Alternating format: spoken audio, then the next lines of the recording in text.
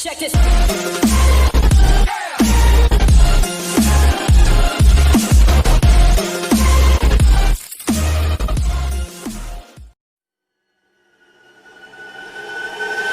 Hi. What you see here is $10,000 on the table. You can take this money as a loan, but I will charge you a little bit of interest rate. Like most people, you take the money and you go buy a nice car. But in 10 years, it's time to pay me back. And because of interest rates, now you owe me $20,000 and not 10. You will say, I don't have money to give you. And if you don't, I take your car and a piece of your house. This is how debt works. And after 3 years of traveling the world, I noticed that this is exactly what China is doing.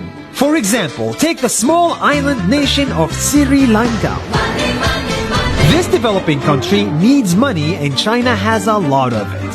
So Sri Lanka took billions of dollars in Chinese loans. It was easy money just there to be taken. And with that, they built skyscrapers, highways, airports, and shipping ports. The country grew and prospered.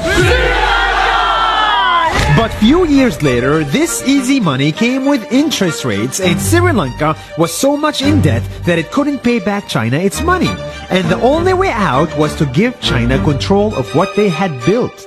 In other words, Sri Lanka lost a piece of its home to China because of debt. This is the Chinese money trap. And it's a real thing I saw all over the world. In Papua New Guinea, I saw $2 billion in loans given by the Chinese to build skyscrapers, infrastructures, and ports. But there is no way this remote developing country can pay it back or its interest rate. And the only way out is to give China control of the country. In the Maldives, Pakistan, Malaysia, Laos, Kazakhstan, Mongolia, Egypt, Kenya, and South Africa,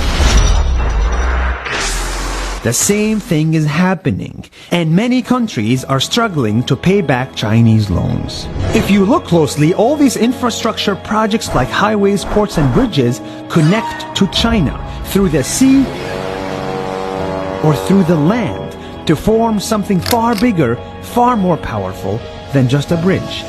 A new Silk Road.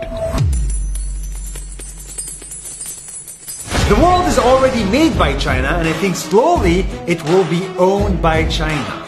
Don't get me wrong, building bridges, ports, highways, and airports is a great thing for the people and the country, but they come at a very high cost. And when these countries can't pay back the loans, these countries will lose their homes. One thing my parents had taught me is that there's no such thing as a free lunch or a free ride. So if we're not careful with our money or other people's money, then we better start learning Chinese. 下周见。